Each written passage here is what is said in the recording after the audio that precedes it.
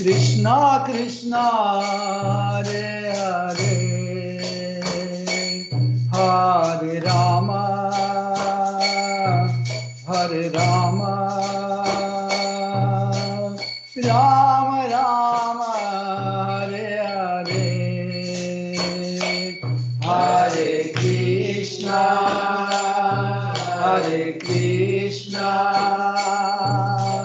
Krishna Krishna Hare Hare Hare Rama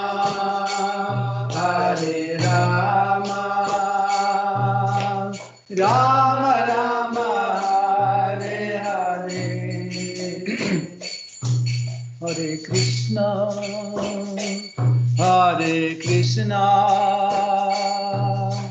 Krishna Krishna Hare Hare Hare Rama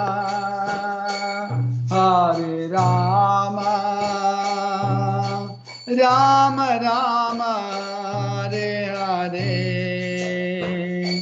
Hare Krishna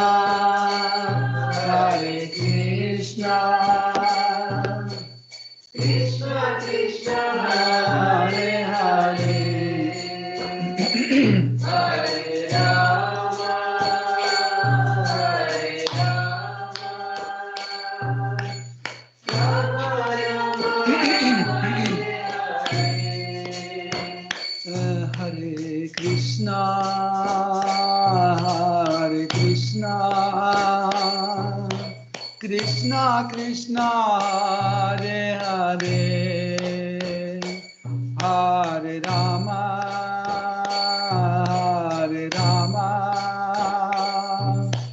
Rama Rama Hare Hare Hare Krishna Krishna Krishna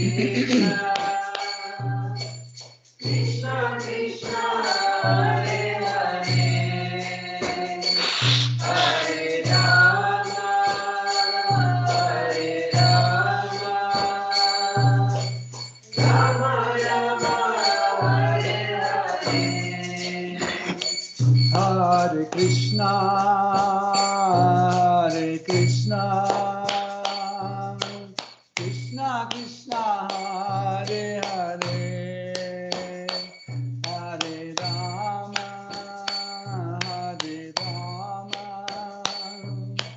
Rama Rama Hare Hare Hare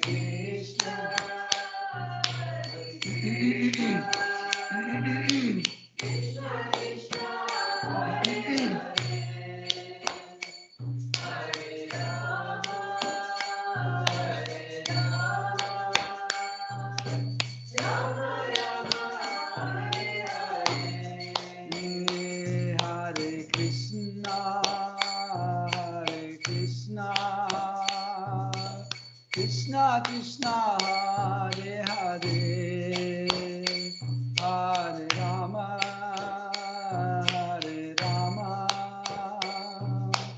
Rama Rama Hare Hare Hare Krishna Krishna Krishna Hare Hare Rama Rama Rama Hare Hare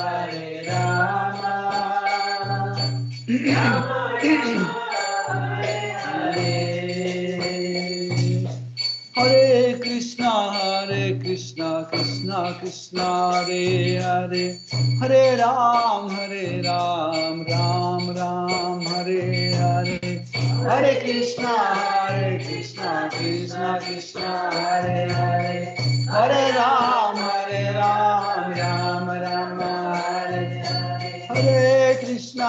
Hare Krishna Krishna Krishna Hare Hare Hare Ram Ram Ram Hare Hare Hare Krishna Krishna Krishna Hare Hare Hare Ram Ram Ram Hare Hare Krishna Krishna Hare Hare Hare Ram Ram Ram Hare Hare Hare Krishna Krishna Hare Hare Hare Ram Hare Krishna Krishna Krishna Krishna Hare Hare Hare Ram Ram Ram Hare Hare Hare Krishna Krishna Krishna Hare Hare Hare Ram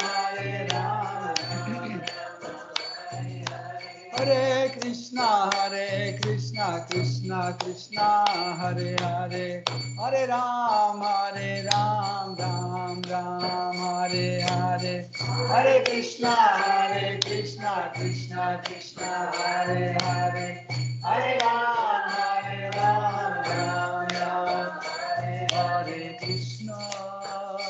Hare Krishna Krishna Krishna Hare Hare Hare Rama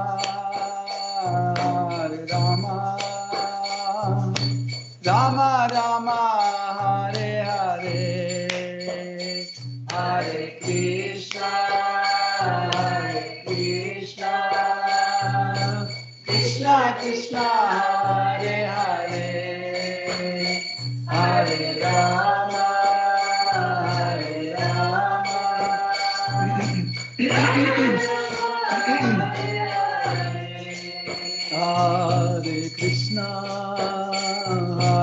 Krishna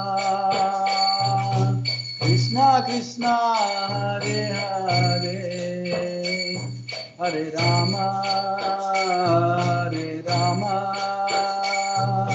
Rama Rama Hare Hare Hare Krishna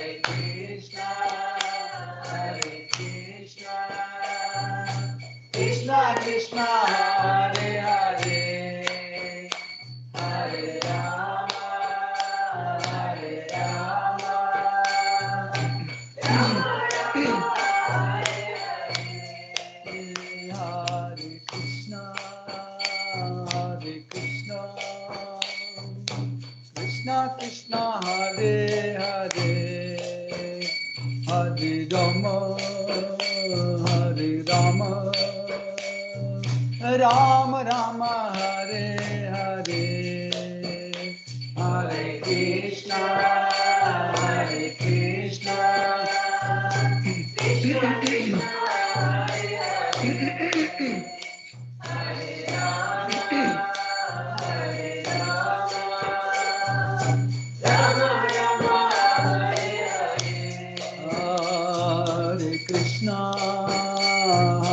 Krishna Krishna Krishna Hare Hare Hare Rama Rama Rama Hare Hare Hare Krishna Krishna Krishna Hare Hare Hare Rama Rama Rama Hare Hare Hare Krishna Krishna Krishna Hare Hare Hare Rama Rama Rama Hare Hare Hare Krishna Krishna Krishna Hare Hare Rama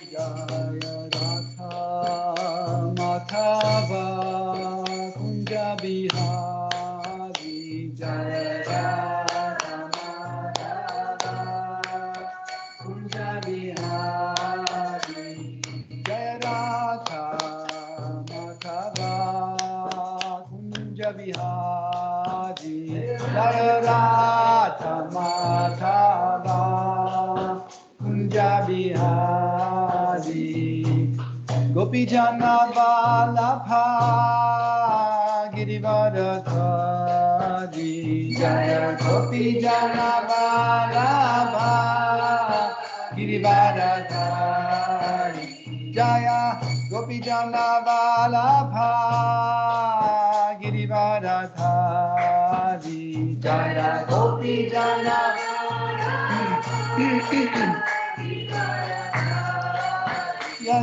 Yashodanandana Vraja Jana Ranjana Yashodanandana Vraja Jana Ranjana Yashodanandana Vraja Jana Ranjana Yashodanandana Vraja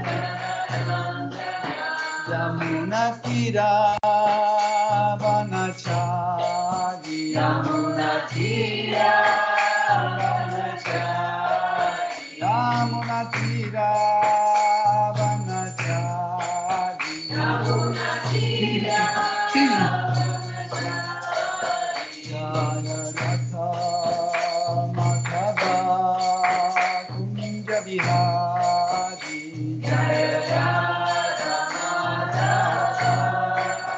Kunja Vihari Jaya Gopi Jana Vallabha Girivardhari Jaya Gopi Jana Vallabha Girivardhari Jaya Gopi Jana Vallabha Girivardhari Jaya Gopi Jana Vallabha Yashodanandana Braja Jana Ranjana Yashodanandana Braja Jana Ranjana Yashodanandana Braja Jana Ranjana Yashodanandana Braja Jana Ranjana Yamuna Tira Vanachari Yamuna Tira Yamuna Tira Vanachari Yamuna Tira Jaya Ratha Madhava Kunja Vihari Jaya Ratha Madhava Kunja Vihari Jaya Ratha Madhava Bihari Jaya Radha Madhava Kunja Bihari Jai Jai Shri Radha Parishwara Ki Jai Shri Gita Sachi Sutta Advaita Chandra Gadadhar Shivasati Gaura Bhakta Vrinda Ki Jai Shri Jagannath Swami Patita Pavana Ki Jai Shri Jagannath Shri Baladev Shri Mati Subhadra Devi Ki Jai Shri Shri Radha Govinda Ki Jai Shri Shri Gauranganitai Gosai Ki Jai Shri Shri Lakshmi Narasimha Prahlad Maharaj Shri Shri Darshan Chakra Ki Jai Jai Sitaram Lakshman Hanuman Bharata Shatrugna Ayodhya Dhama Ki Jai Tulsi Maharani Bhakti Devi Ki Jai Saraswati Devi Ki Jai Shri Guru Parampara Ki Jai Shri Prabhupada Ki Jai Udgula Devuza Samde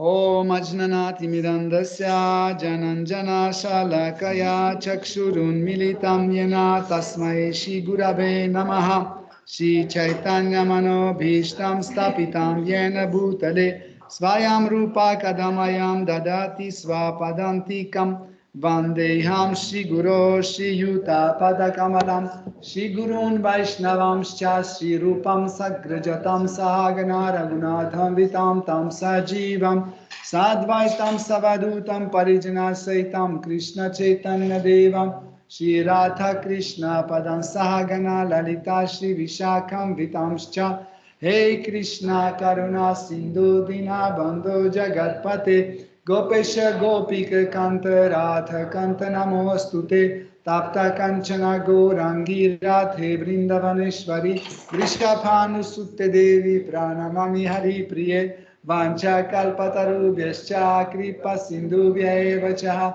Patitanam Pavanebhyo Vaishnavebhyo Namo Namaha Nama Om Vishnu Padaya Krishna Preshtaya Bhutale Shimate Bhakti Vedanta Swami Niti Namine Namaste Sarasvati Deve Gauravani Pracharine Nirvishesha Shunyavadi Paschatya Deshatarine Jai Shri Krishna Chaitanya Prabhu Nityananda Shri Advaita Gadadhara Shivasadi Gaura Bhakta Vrinda Hare Krishna Krishna Krishna Hare Hare Hare Rama Rama Rama Hare Hare Hare Nama Hare Nama Eva Kevalam Kalau Nasteva Nasteva Nasteva Gatiranyataha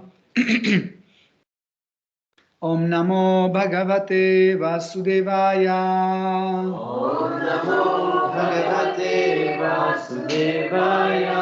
Om Namo Bhagavate Vasudevaya. Om Namo Bhagavate Vasudevaya. Om Namo Bhagavate Vasudevaya. Om Namo Bhagavate Vasudevaya. C'est fini.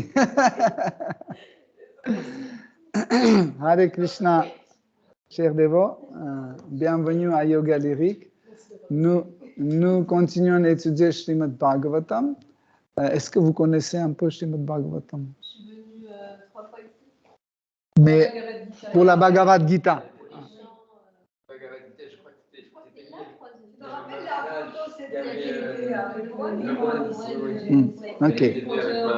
Ok, donc c'est très bien. Ça veut dire, tu as déjà entendu la Bhagavad Gita telle qu'elle est, mais les vendredis et les dimanches, nous étudions Srimad Bhagavatam. Srimad Bhagavatam, il est un peu différent de la Bhagavad Gita, parce que dans la Bhagavad Gita, nous avons les postulats principaux de tradition Vaishnava. C'est un peu plus philosophique, et où Krishna explique 5 points importants de notre philosophie. Et Srimad Bhagavatam, c'est un volume énorme, c'est un ouvrage qui raconte les divertissements de l'absolu, de Dieu la personne suprême, dans le monde. Donc nous avons dans Srimad Bhagavatam les événements qui datent, par exemple, il y a 2 millions, 3 millions d'années, 5 millions d'années. Donc des fois les gens pensent mais c'est impossible, comment vous pouvez le savoir, etc. Juste, il faut étudier Srimad Bhagavatam et vous allez tout comprendre, en fait, sur la capacité de l'esprit humain, de notre intellect, de notre mental, etc. L'homme est capable de garder dans sa mémoire des événements et les transmettre d'une vie à l'autre. Donc, et ce n'est pas un secret que dans notre univers, il y a des êtres vivants qui sont âgés de 500 ans, 5000 ans, 200 000 ans. C'est étonnant, mais, mais c'est comme ça. Ça existe et grâce à Srimad Bhagavatam, on les découvre. Et en fait, le message de Srimad Bhagavatam, il nous semble assez compliqué jusqu'au moment où on ne l'applique pas dans notre vie quotidienne. Applique. Comment j'ai dit? Il paraît compliqué jusqu'au moment où on l'applique. Qu'on applique en fait ça dans notre quotidien. Il suffit de l'appliquer, on voit que c'est vrai et ça marche. Donc c'est comme ça que nous pouvons être sûrs que ce qui est écrit dans Srimad Bhagavatam est correct. Donc nous sommes actuellement dans un épisode important où les 4 sages, les 4 Kumaras, sont venus instruire Prithu Maharaj. Prithu Maharaj, c'était un empereur de l'époque. En fait,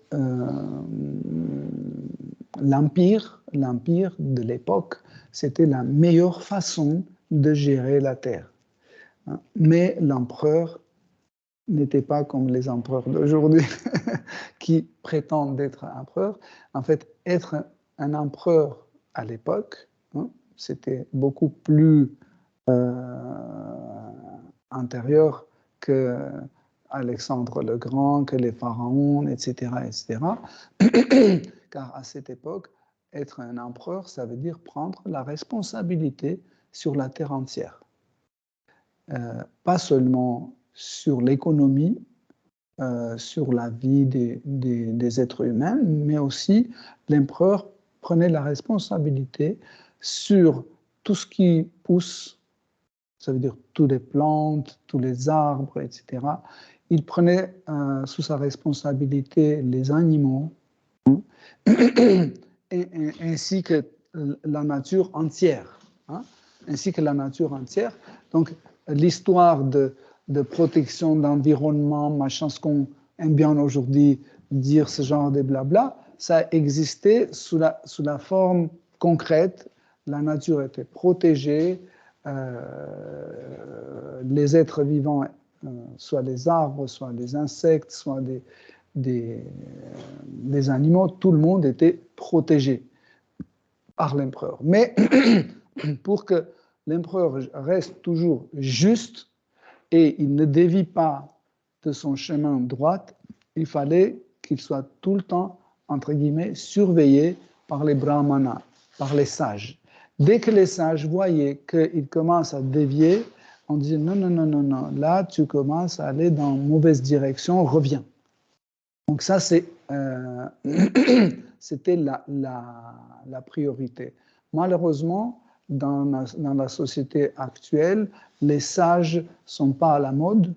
Donc, il nous faut quelqu'un qui juste dit la liberté, liberté. Et cette liberté se manifeste sous la forme d'une forme anarchie. Donc, ma liberté va empoisonner ta vie. Ta liberté va empoisonner ma vie. Tandis que l'idée de liberté dans l'époque védique, c'était complètement différent, en fait. On était libre dans un limite précis.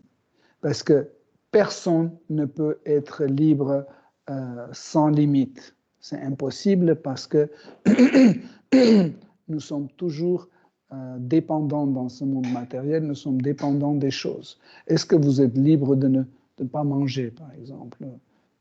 Est-ce que vous êtes libre de ne plus respirer ou de ne plus avaler la salive? Imaginez, on dit, voilà, n'avale pas, tu n'es pas obligé d'avaler ta salive. C'est 5 minutes. Okay? Ou tu n'es pas obligé d'aller aux toilettes. Tu es libre. Je suis libre. Personne ne peut m'obliger à aller aux toilettes. Désormais, je ne vais plus. C'est impossible. Donc, dans tous les sens, on n'est pas libre. Mais notre liberté est réglée, en fait, réglée par les principes. Et principes donnés par Seigneur suprême, les principes de l'organisation de la société. Donc le principe de l'organisation de la société s'appelle comment?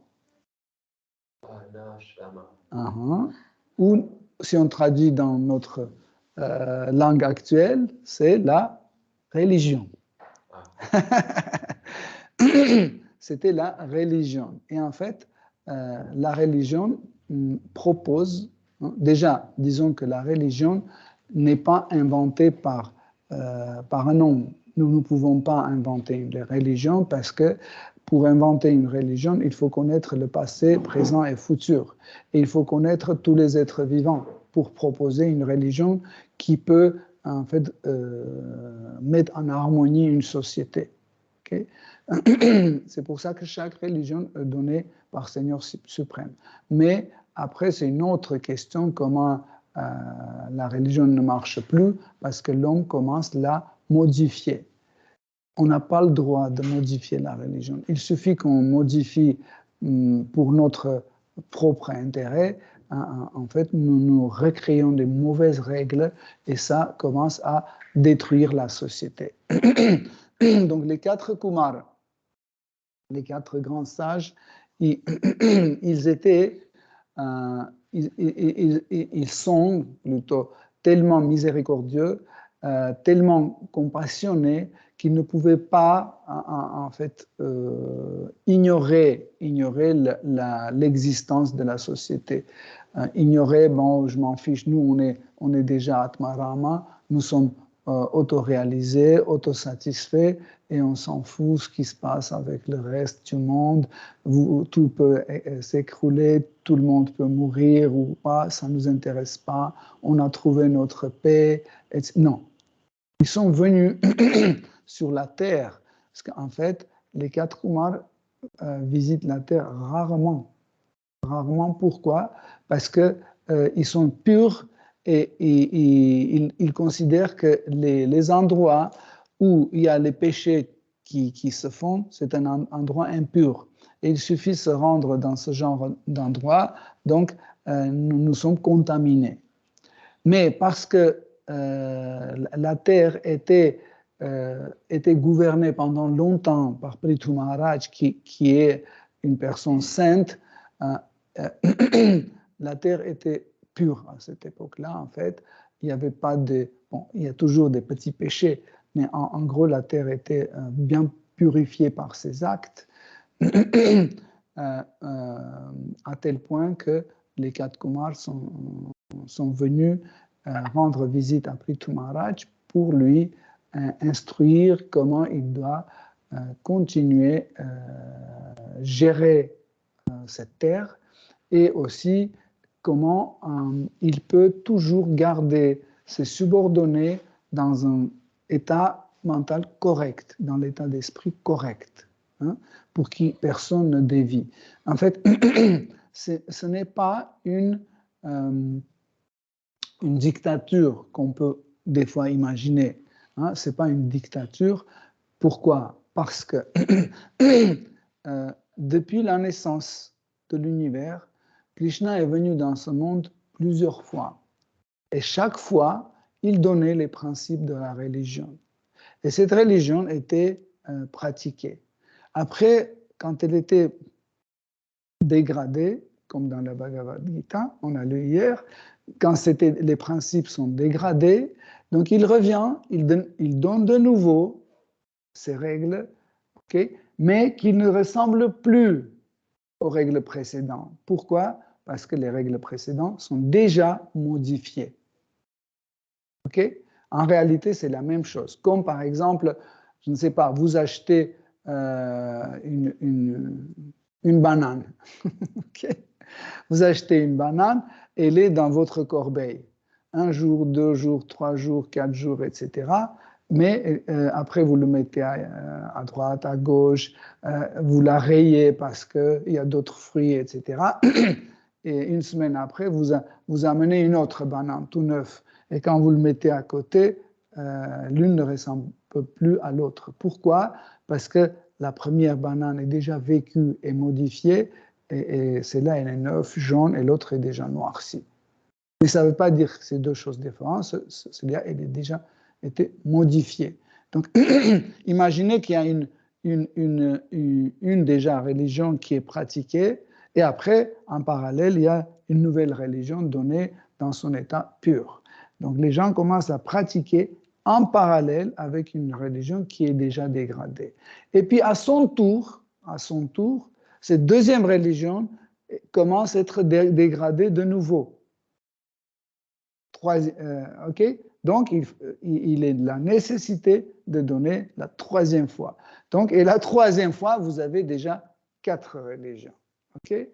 Après 5, après 6, parce que depuis X temps, Krishna vient pour redonner les principes de la religion dans son état pur, hein, comme Kapila Dev, comme Varahadev, comme Hamsa Avatara, comme Shri Rama, etc., etc. Chaque fois, il revient et il redonne ses principes.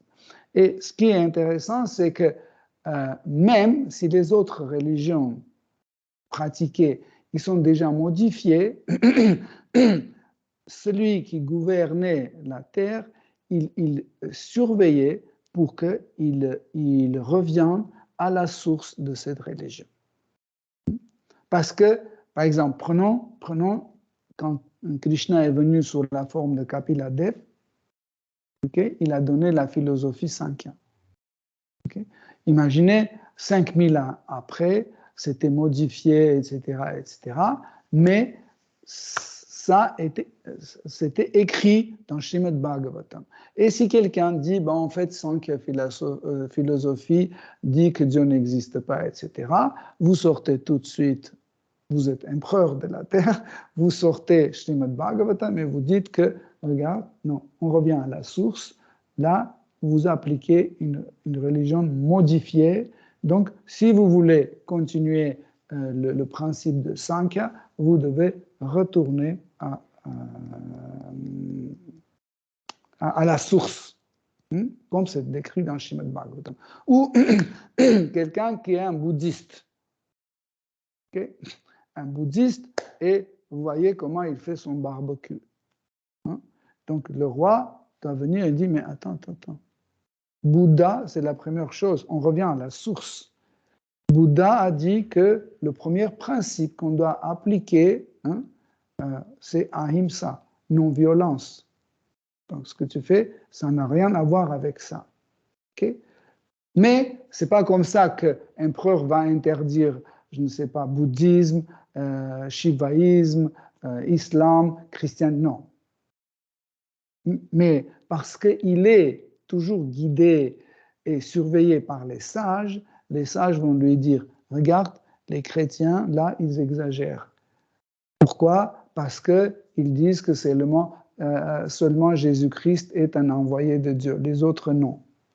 Tandis qu'on revient à la source et on voit que Jésus n'a jamais dit ça, le contraire, dans plusieurs endroits dans les écrits sacrés chrétiens, il est bien manifesté que tout le monde vient de Dieu. Certaines sont envoyées de Dieu, certaines comme particules de Dieu, etc. etc. Okay? Donc c'était ça le principe. Donc, et ici, après toutes ces instructions que Prithu Maharaj va recevoir, qu'est-ce qu'il doit faire? Regardez, il doit appliquer ça sur tout type de croyants.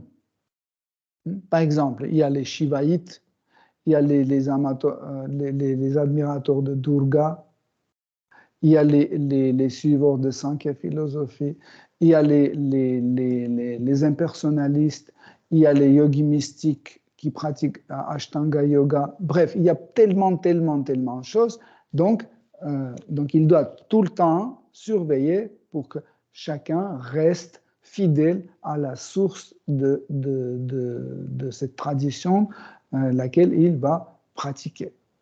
Okay? Donc maintenant, on revient à Srimad Bhagavatam, 4e chant, 22e chapitre, le verset 24.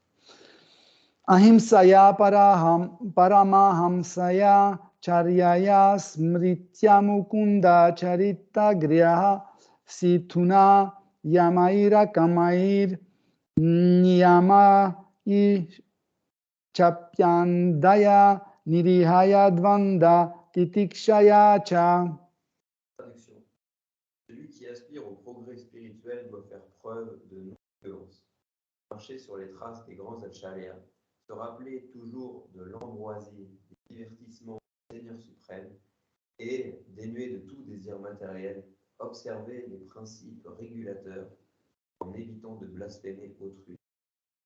Le bhakta doit vivre le plus simplement possible, sans être troublé par les dualités matérielles qu'il doit apprendre à tolérer.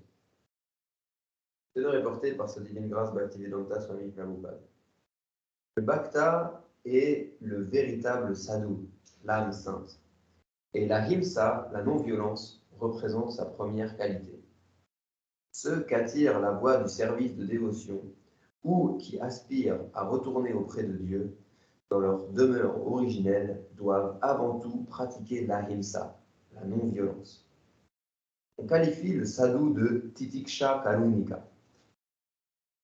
Un bhakta doit faire preuve de tolérance et d'une profonde compassion pour autrui.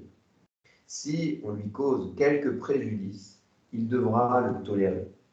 Mais si c'est autre victime, ça doit réagir. Tout entier est déchiré par la violence. Le du bhakta est donc terme à cette violence, qui inclut le massacre inutile des animaux. Le dévot du Seigneur est l'ami non seulement de l'homme, mais aussi de tous les êtres, qui il voit des enfants du Seigneur suprême. Il ne revendique pas le titre de fils de Dieu pour lui seul, tout en tolérant qu'on massacre toutes les autres créatures en s'imaginant qu'elles n'ont pas d'âme. Les commentaires sont trop longs. Jusqu'au fin. Non. Jamais le pur dévot du Seigneur ne prônera ce genre de philosophie. Shuddha Sankatehinam. Le vrai Bhakta est l'ami de tous les êtres vivants. Dans la Bhagavad Gita, Krishna affirme être le père de toutes les espèces vivantes. Aussi, le dévot de Krishna est-il à jamais l'ami de tous les êtres. Voilà ce que l'on entend par Ahimsa. Cette non-violence n'est possible que lorsqu'on marche sur les traces de ces grands acharyas. En conséquence, notre philosophie Vaishnava préconise que l'on suive la voie tracée par les grands acharyas des 4 sampradayas, ou succession de maîtres à disciples. Merci. Donc,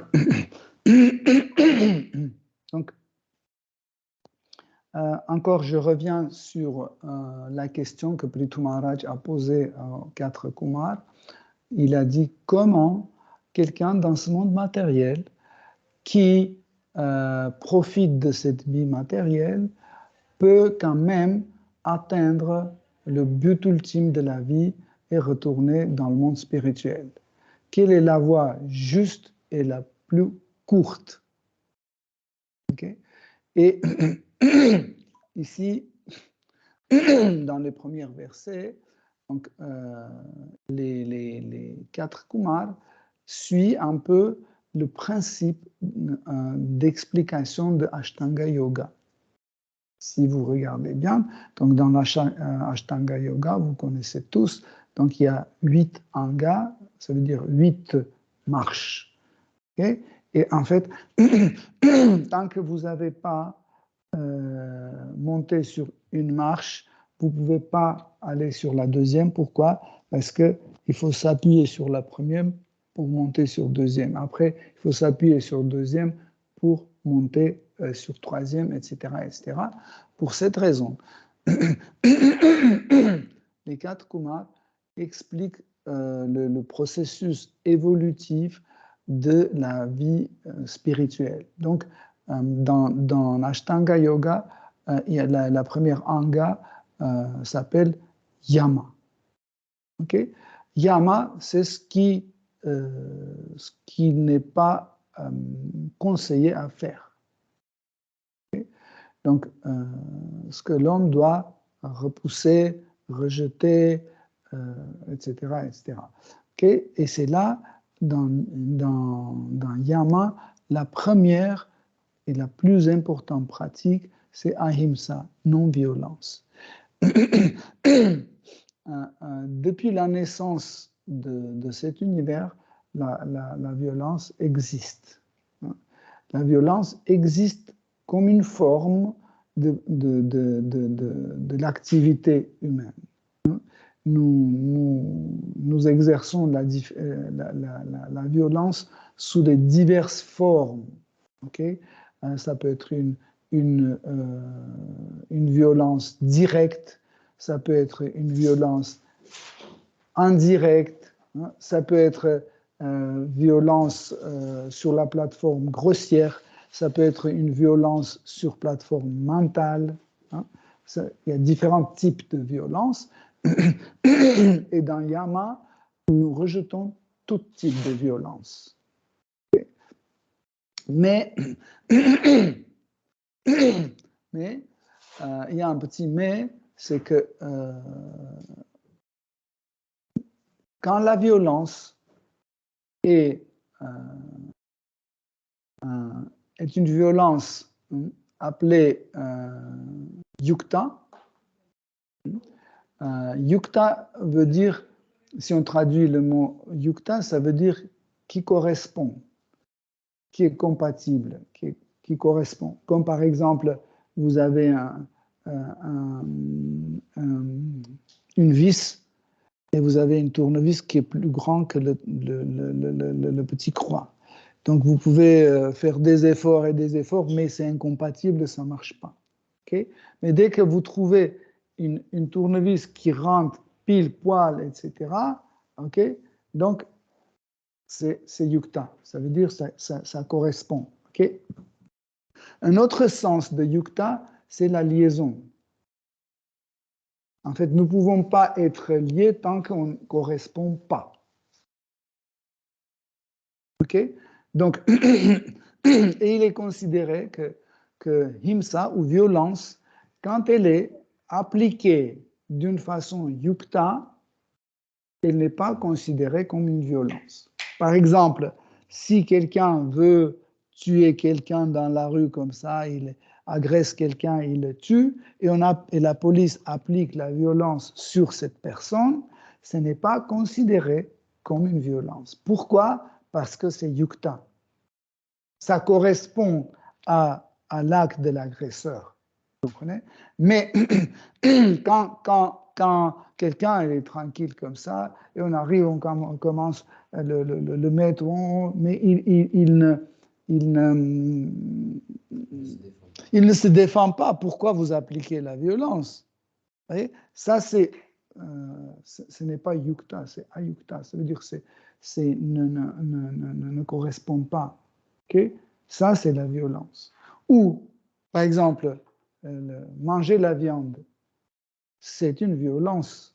Pourquoi? Parce que nous pouvons manger. Par exemple, s'il y a les carottes et il y a la viande, et vous choisissez la viande, vous choisissez la violence.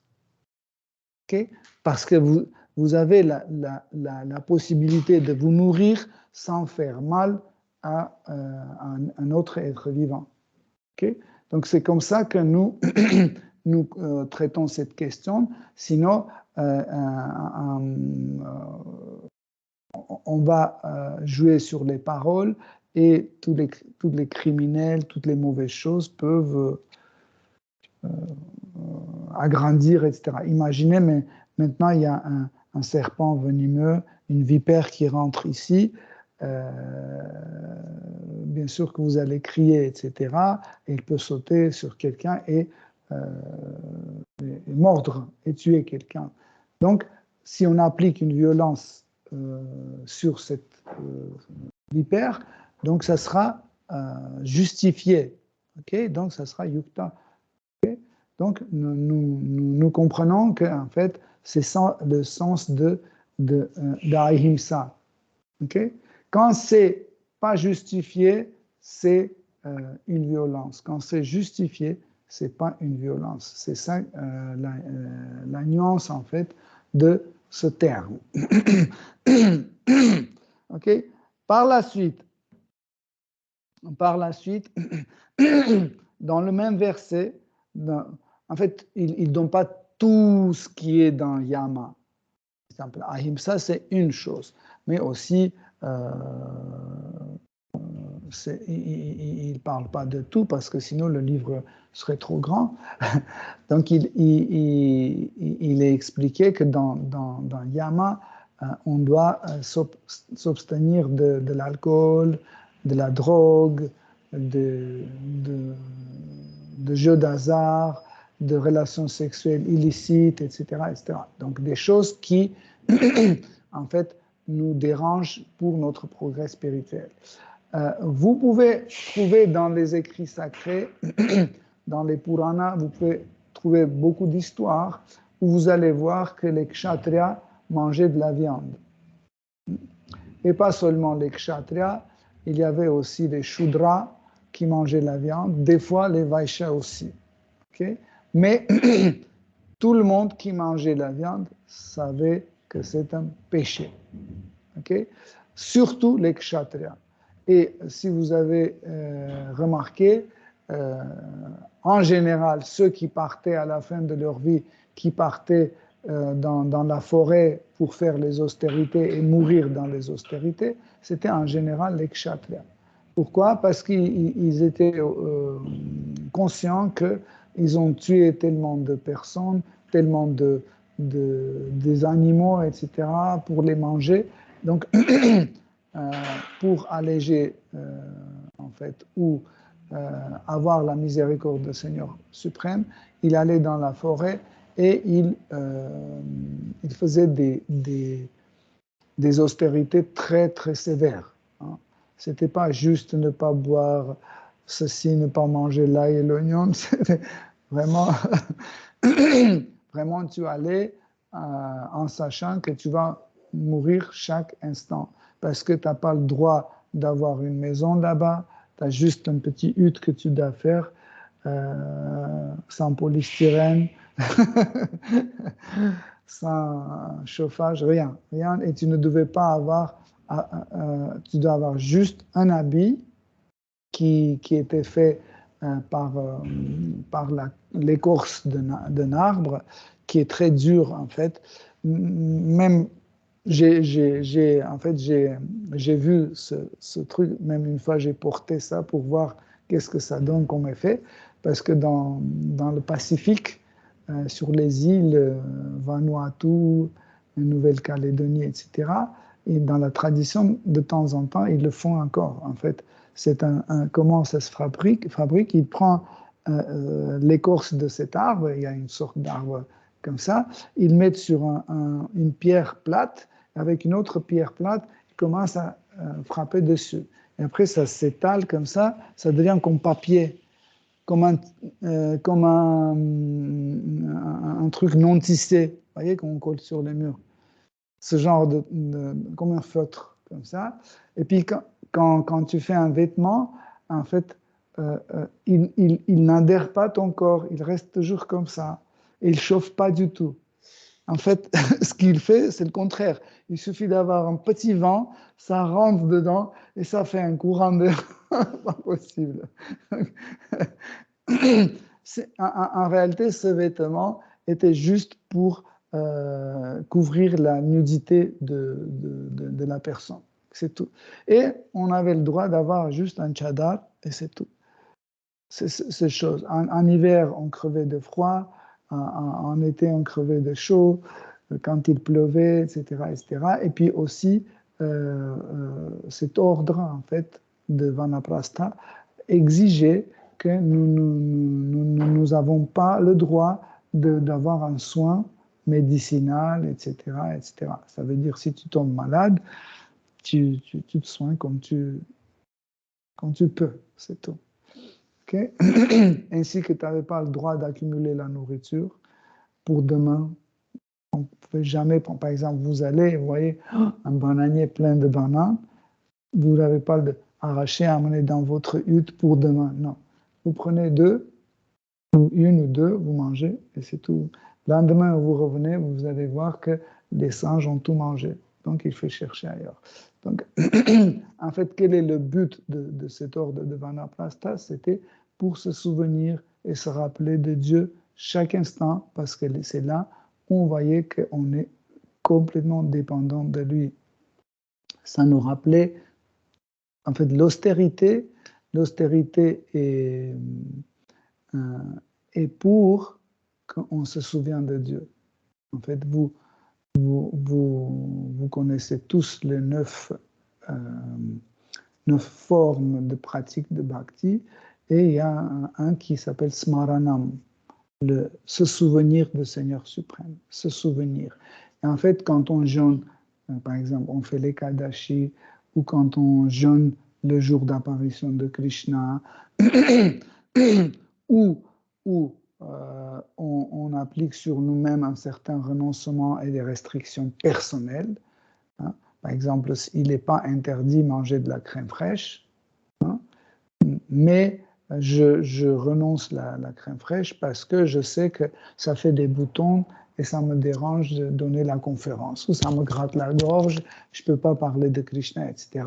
Donc, même si j'adore la crème fraîche, je vais la renoncer. Hein, okay? En fait, c'est ça le but, pour se souvenir de Krishna tout le temps. Sinon, on peut dire que c'est inutile. Hein? Les restrictions et les renoncements, en fait, qui ne sont pas yukta, hein, qui ne sont pas compatibles, on les appelle palgu. Palgu vairagya. Palgu veut dire inutile. Ça veut dire tu fais une austérité hein, très fort, etc. Mais c'est inutile parce qu'à la place de penser à Krishna, qu'est-ce que tu dis? Je suis très fort. Allez, regardez, ça fait déjà 7 jours, je ne mange pas. Je peux encore ne pas manger encore un mois, vous allez voir, etc. Ou bien je fais un jeûne comme ça. Oh, je vais mourir. Je vais mourir. À la place de penser à Krishna, tu penses que oh, je vais mourir, je suis faible. Donc, ce n'est pas la peine de le faire. C'est palgu, c'est palgu vairagya, c'est un renoncement inutile. Okay? Donc, nous avons déjà parlé plusieurs fois que les renoncements en général doivent être accordés avec guru qui vous connaît bien et qui peut vous dire si c'est bon pour vous tel type d'austérité ou c'est pas bon. Donc,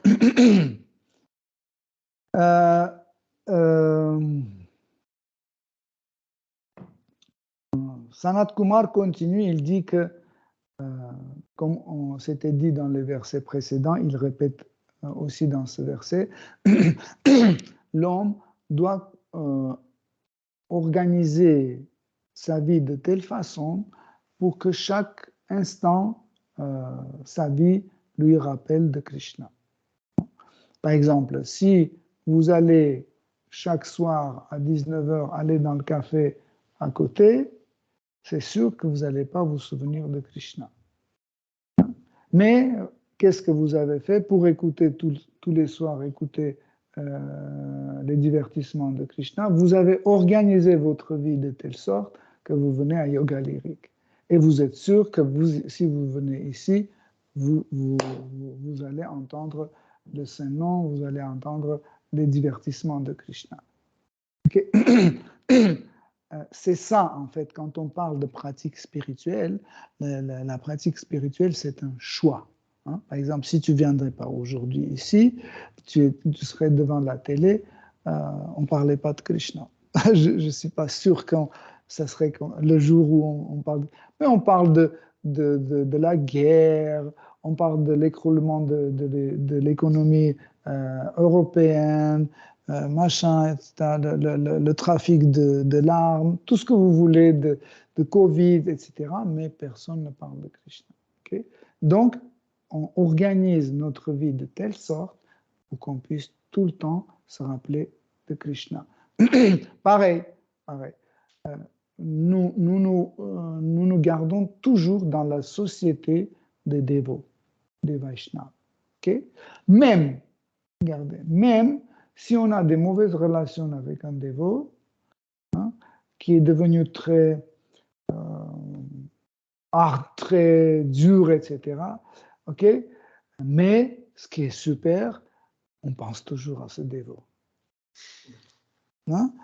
Narada Muni, je crois que c'est dans le 7e chant de Srimad Bhagavatam, Narada Muni dit, en fait, ceux qui pratiquent les règles et prescriptions de la vie spirituelle, ils n'arrivent pas aussi profondément plongés dans la méditation sur Krishna que ceux qui voient Krishna comme leur ennemi. Oui? Donc, même, encore une fois, je dis, même si, par exemple, vous avez des mauvaises relations avec tel dévot, quand même, vous, dans votre méditation, vous pensez à un dévot, quand même si c'est un dévot de bas classe, je sais pas, un Kanishta, Tikari, etc. Mais vous dites, Krishna, tu verras, c'est un menteur. Krishna, tu verras, il fait tout pour montrer aux autres, mais en réalité, c'est pas ça qui... En fait, lui, par ses mauvaises habitudes, etc., il m'aide à m'adresser à Krishna et rester dans ma méditation avec Krishna. Vous voyez? C'est ça qui est extraordinaire. Ou vous dites, oui, demain je vais voir Maharaj, je vais tout raconter, etc. Et aussi, lui, il ne sait pas, c'est écrit dans Srimad Bhagavatam qu'on ne doit pas faire une offense, etc., etc. Donc on se souvient de Srimad Bhagavatam, on prononce le Saint-Nom. Donc dans toutes les circonstances, hein, c'est toujours, il faut rester dans la société des Vaishnavas. Okay? Même si on n'aime pas Srimad Bhagavatam, même si on n'aime pas les kirtans, toujours il faut rester dans la société Srimad Bhagavatam, parce que vous allez dire, oh Krishna, on a marre de ce Hare Krishna, Hare Krishna. Oui, oui, toujours même, ou oh, encore cette histoire de Prahlad Maharaj, Krishna. Vous voyez, vous restez, même si c'est des petites offenses que vous faites, mais quand même, vous restez, en offensant, vous restez quand même dans la conscience Krishna. Okay? Comme par exemple l'histoire de Jagai Matai. Hein? Quand Rupa Goswami et Sanatana Goswami, quand ils ont rencontré la première fois, c'était tard la nuit, ils ont rencontré Sri Chaitanya Mahaprabhu. Quand Sri Chaitanya Mahaprabhu venait vers eux, ils reculaient tous les deux. Ils étaient en dandavat comme ça, mais dès que Sri Chaitanya Mahaprabhu se rapprochait, il reculait. Dès qu'il se rapprochait, il reculait. Ils disaient, mais arrêtez, pourquoi vous reculez? Et il disait que, mais en effet, nous sommes les pires pécheurs dans ce monde entier. Si tu veux vraiment montrer ta puissance, montre sur nous. Comme ça, quand on va dire tu as sauvé la vie de Rupa et Sanatana, oh, tout le monde va dire, oh, ça c'est quelque chose. Il dit, nous sommes, Rupa Goswami dit, nous sommes encore pires que Jagai Matai. Parce que c'est vrai que Jagai Matai, il vous offensait. Mais en vous offensant, il chantait le Saint-Nom. Non? Parce qu'il disait, ce Nitai, il est comme ça, c'est Chaitanya Mahaprabhu, je m'en fiche de lui. En même temps, il offensait, mais en même temps, il prononçait le nom de Sri Chaitanya Mahaprabhu, de Sri Nityananda. Okay? Il disait, mais nous, on est encore pire. Bref, je ne vais pas tout raconter, mais c'est un épisode extraordinaire. Okay? Et donc, pour cela, nous devons organiser notre vie de telle façon pour que chaque chose nous rappelle Krishna. Parce que, en fait, cela nous aide à rester toujours dans la méditation. Et cette méditation, en fait, nous pousse. Vous savez, une fois, j'ai pris un escalator, et j'ai dit, c'est extraordinaire. Hein? Tu mets ton pied dessus, et après, tu ne fais aucun effort. ça t'amène là où il faut. Je disais, mais comment faire pour avoir le même truc dans la conscience Krishna, pour atteindre le but de la vie spirituelle? Et après, je dis, Atman Nivedana, il faut complètement s'abandonner. Quand tu es complètement abandonné, le reste, en fait, ça se passe sans effort. Donc, il n'y a plus d'effort à faire. Tout ce que tu fais, ça se fait tout seul, comme sur l'escalator. Mais en fait, le plus dur, c'est mettre le pied sur l'escalator. Ça, c'est le plus dur. On arrive devant l'escalator, on regarde. Si je mets, et après, si je ne veux pas, comment je vais descendre? Regardez, ceux qui sont déjà tout en haut, ils ne peuvent plus descendre. Non, je ne vais pas mettre mon pied, je vais attendre encore. Je vais voir quand est-ce qu'ils vont atteindre, qu'est-ce qui va se passer. Après, je vais voir. Et après, on va, à la place de mettre le pied sur l'escalator, on met ailleurs. Vous voyez? Et on ne revient plus. C'est ça qui est... On n'a pas profité de cette miséricorde que Krishna nous a accordée, hein, la rencontre avec les dévots et la rencontre avec le Saint-Nom et les écrits sacrés. Donc, ensuite, Sanat Kumar, il dit que nous devons continuer suivre les règles et prescriptions données par Seigneur suprême sans attendre un retour. Qu'est-ce que ça veut dire sans attendre un retour? Bhakti ou service dévotionnel, c'est une seule activité qu'on peut appeler désintéressée. Même quand une mère nourrit son enfant, quand un copain aide un autre copain, ils pensent qu'ils sont complètement désintéressés, mais quand même, ils ont un intérêt. Et pourquoi?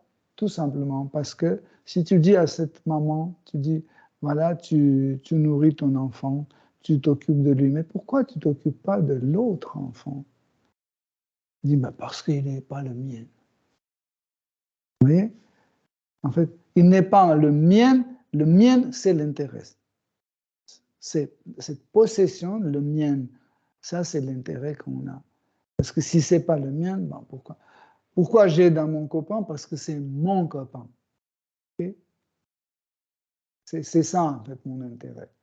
Et c'est ça qui rend en fait tout type d'activité dans ce monde matériel qui rend en fait intéressé. Il y a toujours un profit flagrant, un profit caché, etc., etc., un profit indirect, etc. Même dans Sattva Guna, dans la vertu, il y a toujours un petit profit. Quand on fait des actes vertueux, par exemple, on veut sauver le monde, on veut nourrir tous les êtres vivants, on veut protéger la nature, etc., il y a toujours une partie de profit. Tandis que le bhakti, le service dévotionnel, il est complètement désintéressé. Il n'y a pas de profit. En fait, le profit de service dévotionnel que nous avons envers Krishna, c'est sa satisfaction. Okay? C'est pour ça que Rupa Goswami il décrit Bhakti comme tout type d'effort, tout type d'activité qui est canalisé vers Krishna, vers son nom, ses dévots, etc., son entourage, avec un seul but de lui faire plaisir et dans lequel il n'y a pas d'autre chose qui se mélange comme karma ou comme jnana ou autre. Okay?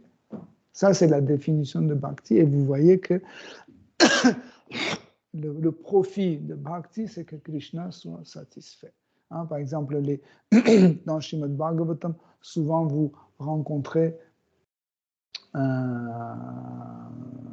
la situation où les demi-dieux rencontrent Kshirodakasha Vishnu et Brahma, qui est leur speaker, représentant, il commence à lancer les prières à Seigneur Kshirodakasha Vishnu, et après chaque phrase, il dit que Seigneur suprême soit content de nous, que Seigneur suprême soit content de nous. En fait, c'est ça. Parce que un dévot n'a aucun profit. Seul intérêt d'un dévot, c'est que Krishna soit satisfait. Et il n'a pas d'autre. C'est pour ça Rupa Goswami il utilise le mot ananya. Anya, c'est autre. Il utilise ananya. Ça veut dire qu'il n'y a pas d'autre but. Seul but qu'on veut que Krishna soit satisfait. Autre chose que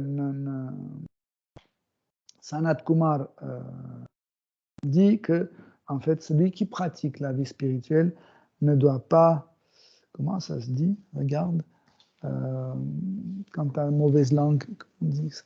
Blasphémer. Blasphémer, ok? Ne doit pas se permettre de blasphémer. Okay? En fait, la blasphème, c'est quelque chose psychologiquement très destructif. En fait, quand on blasphème quelqu'un, en fait, nous détruisons nous-mêmes. parce que blasphémer, c'est pas dire la vérité, c'est vraiment jeter un truc dégoûtant ou je ne sais pas, dégueulasse, qui n'a pas fait ou qui n'a pas mérité, etc. Même quelqu'un qui est mérité, on n'a pas le droit de le blasphémer.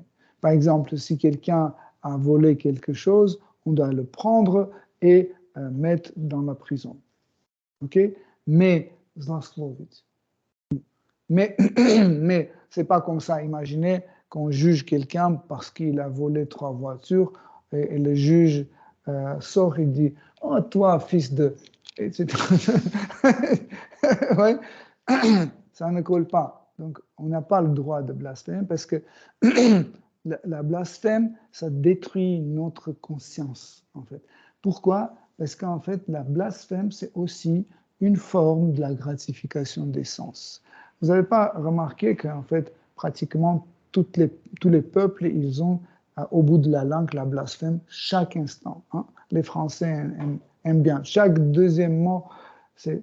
Je ne veux pas répéter. C'est vraiment contre la Dieu divinité. Non, en fait, ici Ah, c'est un aspect sacré, là, le blasphème, c'est ça? Je ne sais pas si ces mots...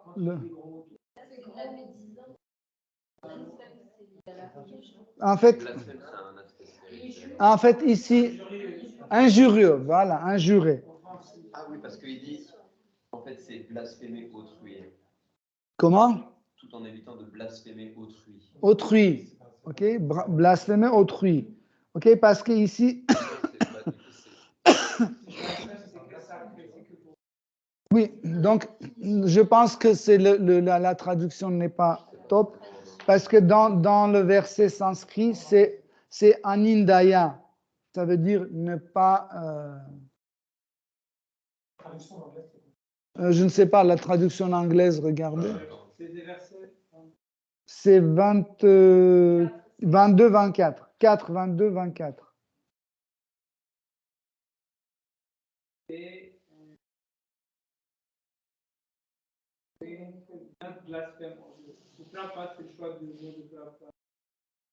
Non, regarde dans la traduction mot par mot. Anindaya. Oui, c'est aussi. Qu'est-ce que c'est traduit? Par blasphème.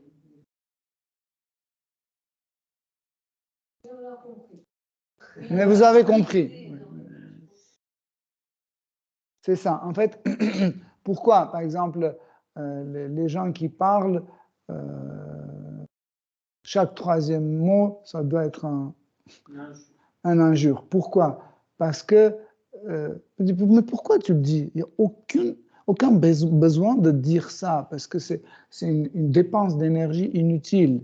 Mais quand ils disent ça, oh, ils sont satisfaits. Ils ont dit, ah oui, c'est une forme de gratification des sens. Et il faut, hein? Si c'est dit C'est pas un blasphème. L'attention. Oui, parce que quand un ami peut dire à son ami quel cagnaille tu es, par exemple. Oui, les parents peuvent dire t'es un sacré, je ne sais pas, salaud ou autre, voilà, etc.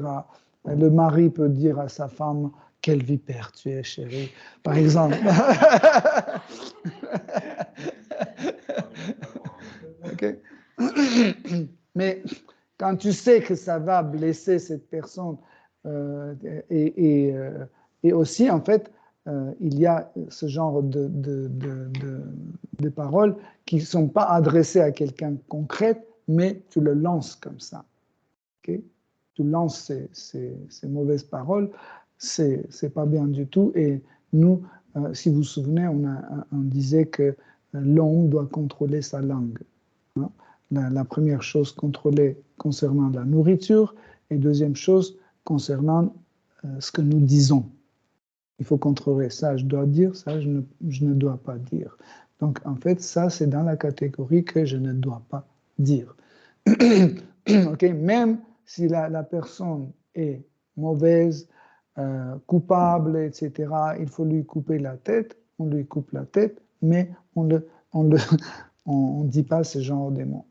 Okay? Parce que c'est une mauvaise chose, parce que ça, vraiment, ça commence à polluer notre oreille, ça pollue notre langue et ça pollue notre mental. Okay? Donc,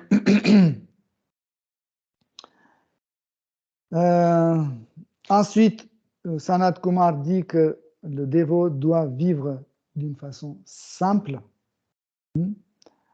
Qu'est-ce que ça veut dire la simplicité de la vie? C'est que nous devons avoir un confort minimal. Minimal.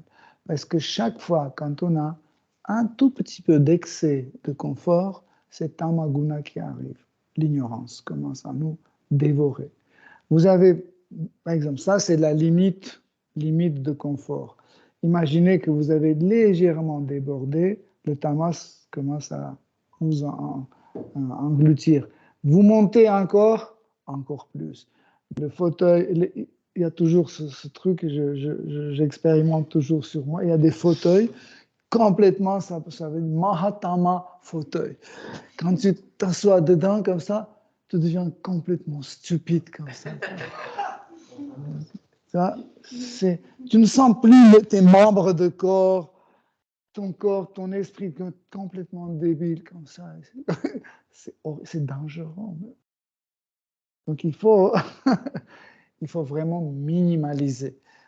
Donc on a déjà parlé de ça et on va reparler à Orléans quand on va étudier Padeshamrita. C'est le deuxième verset où Rupa Goswami dit que l'homme ne doit pas avoir beaucoup de choses parce que chaque chose bouffe notre énergie. Si vous avez un jogging, il vous bouffe un peu d'énergie. Si vous avez 10 jogging, il vous bouffe l'énergie 10 fois plus. Si vous avez une femme, elle vous empoisonne la vie un peu. Mais si vous avez 10 femmes, c'est 10 fois plus. Je rigole. Pareil. Même les enfants, les parents, c'est égal. Donc, on doit avoir moins de choses possibles. C'est pour ça, la meilleure chose, c'est avoir un Dieu. C'est tout et rien d'autre. Vous avez juste un seul élément à s'occuper. Un Dieu, c'est tout. Krishna. Vous avez Krishna, le reste, c'est pas nécessaire. C'est pourquoi les grands sages, ils vivaient sous les arbres, ils avaient seulement Krishna. Donc, ils n'avaient plus rien. Donc, vivre simple aussi, pas seulement au niveau de confort, mais aussi au niveau de relation. Au niveau de relation, on doit être simple. Comme des fois, Rasalila, si tu veux dire quelque chose, dis directement. Ne dis pas, qu'est-ce que tu en penses que, est-ce qu'on peut... Dis directement. Je vais dire. Est-ce que tu peux me ramener une tisane? Qu'est-ce que tu en penses? Est-ce qu'on veut... Tu veux boire une tisane? Donc on rigole, mais vous avez compris. Donc on doit être simple, assez simple dans la relation. On ne doit pas être compliqué. Hein. Des fois, on est trop compliqué parce que on veut 150 choses et on commence à... C'est comme, vous savez, sur le table d'échecs. On dit, si je dis oui et après... et s'il dit non, et après s'il me donne une condition, non. Là, c'est jeu d'échecs. Ça, c'est très compliqué. Les relations simples, il faut qu'on soit simple. Ça veut dire direct. Pas comme ça, tu arrives et dis oh, qu'est-ce que tu es mauvais, qu'est-ce que tu es laid. Non, c'est pas de cette simplicité, je parle. Mais dans les relations, on doit être simple et accessible. Okay? Donc, ensuite, Sanat Kumar dit il faut, regarde le mot, Patita. Sans être troublé par oui, les dualités matérielles. Imperturbable ou sans être troublé par les qualités d'énergie matérielle. Les dualités matérielles. Donc, c'est quelque chose qu'on comprend bien, c'est que nous devons comprendre que tout est temporaire ici. Nous oublions ça. Et chaque fois, quand il y a quelque chose qui nous dérange, tout de suite, nous pensons que c'est pour toujours. Okay? C'est pour ça, dans le verset, il y a le mot titikshaya, avec la patience. Donc, on n'a pas de patience, on est très énervé, on a trop de rajas, on n'a pas de patience, on veut que ça soit tout de suite et maintenant. Et avec toute cette époque électronique où chaque chose doit répondre tout de suite. Quand tu as cliqué, tout de suite, ça doit s'ouvrir. Et quand ça ne s'ouvre pas, il y a un truc qui tourne, ça commence à nous énerver. Pourquoi? Parce que je veux contrôler tout ça. Et pourquoi il ne veut pas être contrôlé? Non, il faut, tout de suite, je clique et tout de suite, tout doit se passer. Et on est tellement habitué que dans les relations humaines, nous faisons la même chose. Tu dis, est-ce que tu peux me passer le coussin? Et le coussin n'arrive pas. Comment ça? J'ai déjà cliqué, coussin. Mais il n'arrive pas, le coussin. Qu'est-ce que ça veut dire? Qu'est-ce que tu fais là-bas? Et nous avons perdu ce titiksha, cette patience, on perd chaque jour. Donc, pour celui qui veut progresser dans la vie spirituelle, il doit apprendre à être patient. Hein. Des fois, Guru n'arrive même pas à finir la phrase et le disciple commence déjà à poser la question. Il n'a pas encore écouté la suite. Ils attendent déjà.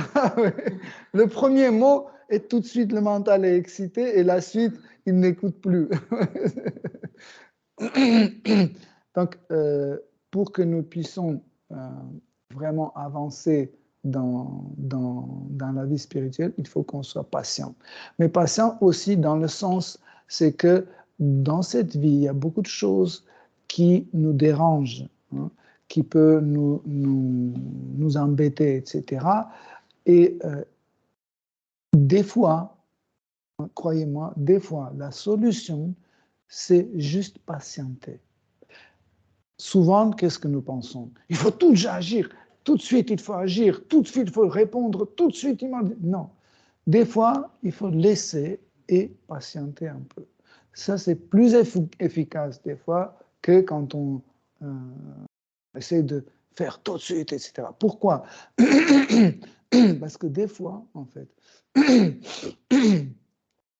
les sages, ils ont bien étudié la Bhagavad Gita et ils connaissent le phénomène de temps, de Kala Shakti, que le temps peut modifier les choses sans qu'on intervienne, sans notre intervention. Ok, avec Krishna, on peut passer. Vas-y. Il est sans titiksha. La canalisation. Même le fait tout déjà, presque fini, juste un tuyau met là-bas, il ne peut pas tourner les coudes. Tu sais, énervé. Tout, lui casser tout tuyau, tout les coudes, tout. Après, lui s'est calmé. On va aller acheter un nouveau. Mais tout refaire.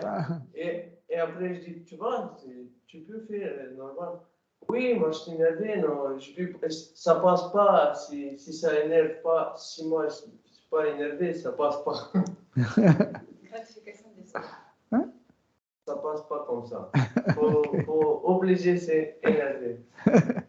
Hare Krishna. Si vous avez des questions. Oui, vas-y. Plus fort, pardon.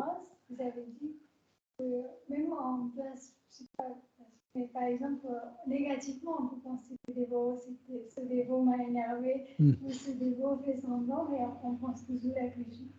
Mais je me demandais, est-ce que le résultat, c'est le même quand on pense à Krishna avec amour et dévotion aussi, que ce dévot est très dévoué, juste en le voyant, je m'inspire beaucoup, parce que ça fait pas longtemps et ils font beaucoup de services, par exemple.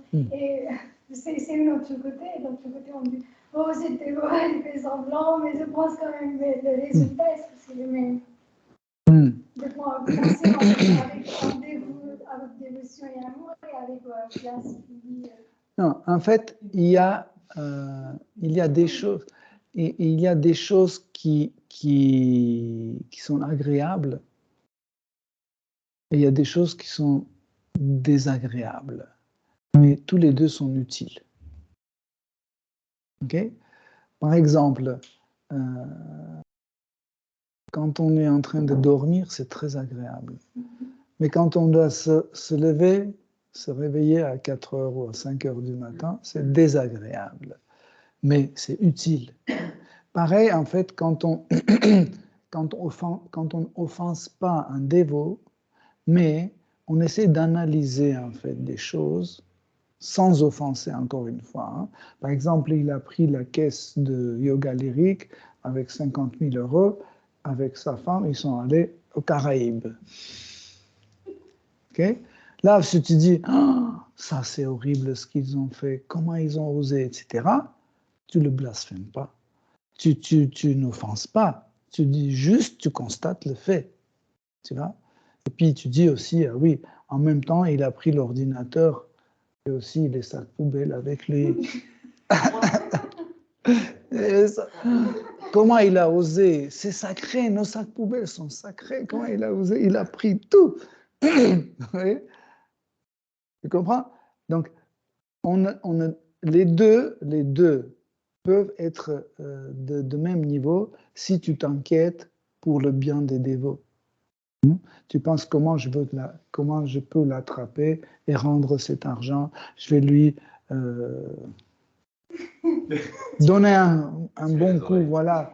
S'il dit que je ne vais pas rendre, je vais lui frapper, je vais l'obliger qu'il me rende, parce que les dévots mis par 1 centime, ils ont cumulé ces 50 000 €. Comment il a osé? Je vais absolument le faire. Ça, c'est aussi un service. Par exemple, Arjuna, son service, c'était tuer. Chaque jour, tuer. Okay? Guru, il dit des choses qui ne plaisent pas à ses disciples. Okay? Mais aussi, il y a des choses agréables quand on dit oh, c'est toi qui as fait la salade. Oh, il est magnifique. Oh, tu dis oh, c'est super. Qui a fait les samosas? Moi. Oh, c'est super. Oh, ça, on aime bien. Qui a fait les poulis? C'est moi. C'était horrible. Tout de suite, c'est mauvais.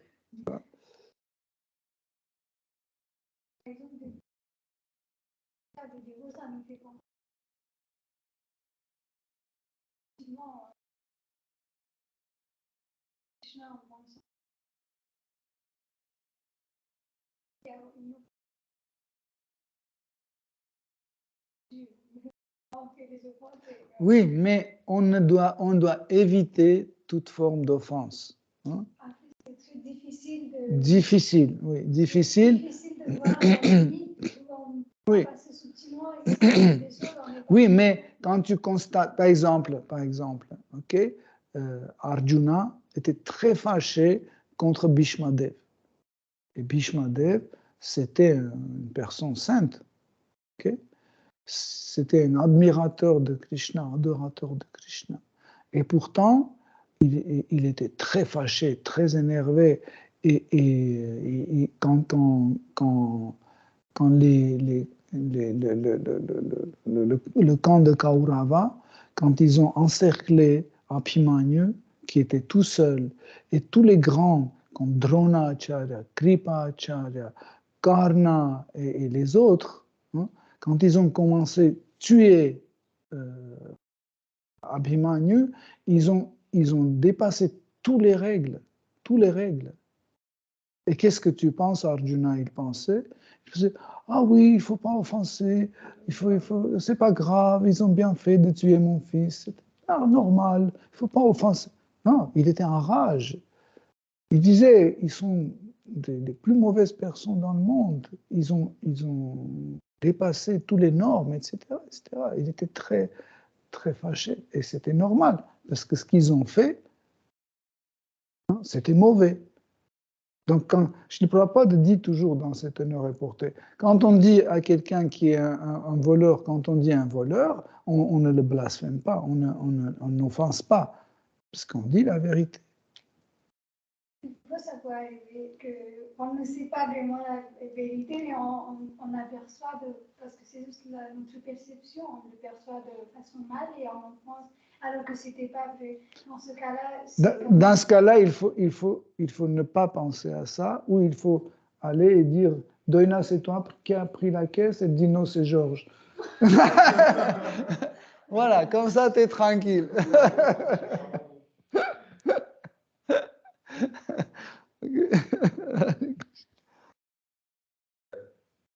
C'était juste une petite remarque, mais c'est peut-être en périphérie à ta question, c'était juste que même au niveau de la loi, juridiquement, si par exemple tu es témoin d'une infraction et que tu ne dis rien, par peur de te faire prendre après ou par peur de te faire dénoncer, bah, en fait c'est puni par la loi.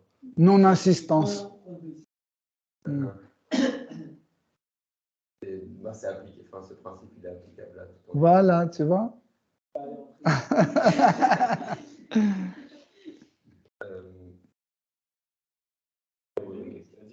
Non, c'est la faute. Je poserai à Orléans. Du coup, de ce que j'ai compris, quand l'acte de personne est libérée, il faut avoir des pensées belliqueuses envers elle. Des pensées belliqueuses, c'est-à-dire insulter, dire... Non, il ne faut pas insulter. Non, si la personne, par exemple, commence à faire des violences, à faire des crimes, on peut dire, t'es quelqu'un de mauvais. Oui. Pas seulement on peut dire, on peut appliquer aussi la violence. Oui. Mais du coup, ma question, c'est qu'en est-il par exemple, des histoires où il y a des démons qui maudissaient Krishna.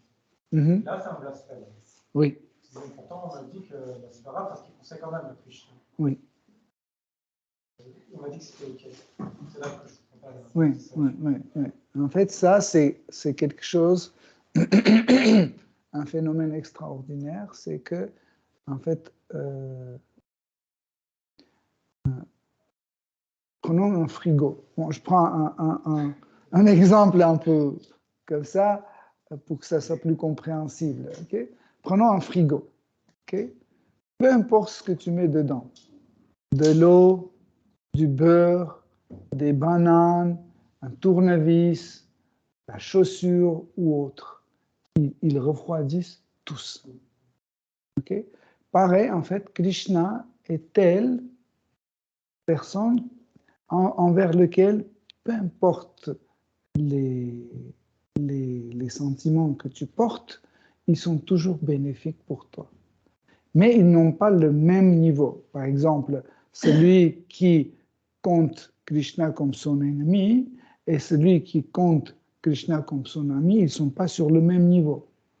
Lui, il est là et lui, il est là. Mais tous les deux bénéficient de la miséricorde de Krishna, chacun à sa dose et à sa façon. Hein? Comme par exemple, si tu mets, je ne sais pas, il y a des objets qui refroidissent dans le frigo vite, et il y en a qui refroidissent pas vite, etc. Donc chacun reçoit à sa façon.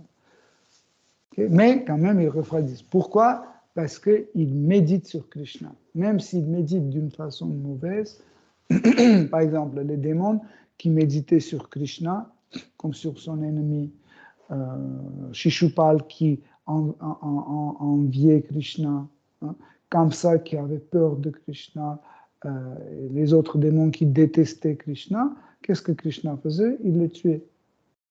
Il les tuait, mais ils ont tous bénéficié d'une sorte de libération, ou libération par une forme de ces 5 libérations, ou Sayujya Mukti, ou Salokya Mukti, Shristi Mukti, Sarupya Mukti, etc. Okay? Il bénéficie. Mais un dévot qui pense à Krishna, il bénéficie autre niveau. Oui, bien sûr.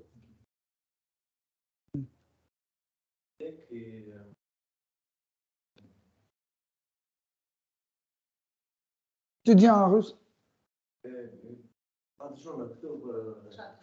Vous disiez que Kshatriya et austérité. Mhm. Moi, je pense comment il toujours penser à Krishna et comment on doit penser dans cette réalité, dans sa réalité. Comment ne plus penser toujours à Krishna parce que ça n'arrive pas toujours à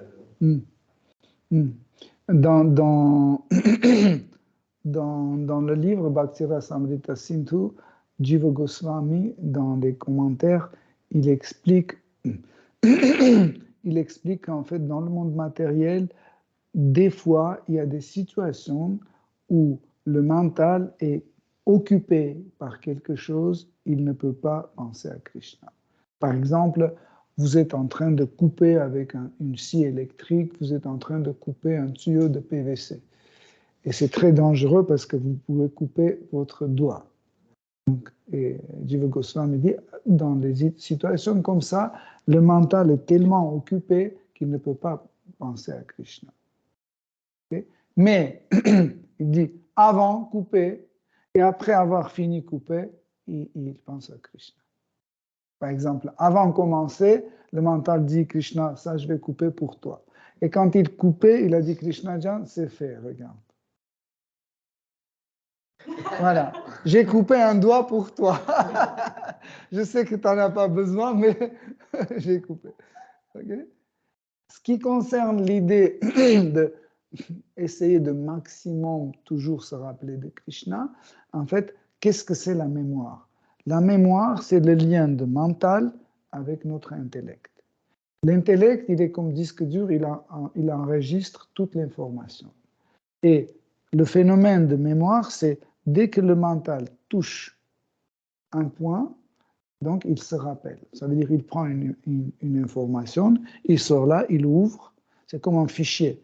Tu prends, ouvre, tu vois tous les détails dedans, et après, quand c'est fini, tu veux autre chose, tu fermes ce dossier, il revient dans l'intellect, et tu ouvres un autre. C'est ça le phénomène de mémoire. Okay? Mais comment faire? Il faut chaque chose attachée à la personnalité de Krishna, hein, et tout son entourage, ses qualités, etc.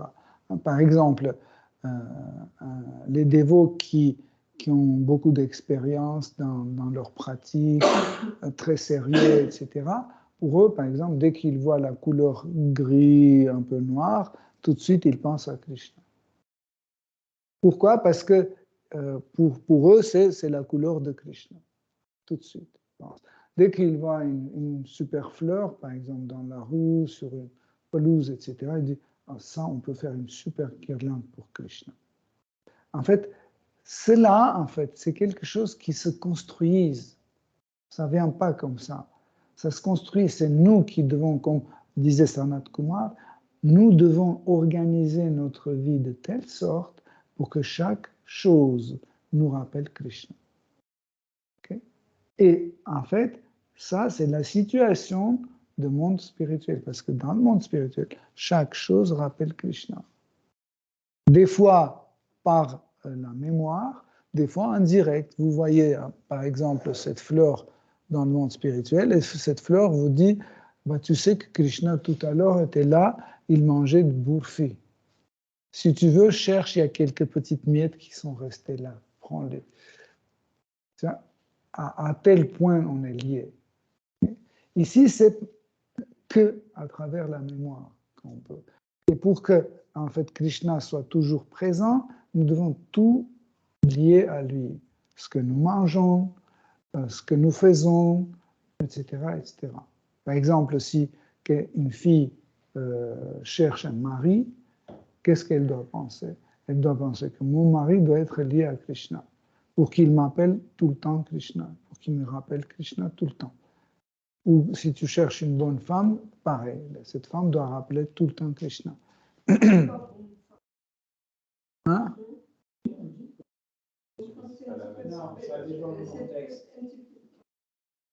Nous sommes dans le contexte de conscience Krishna.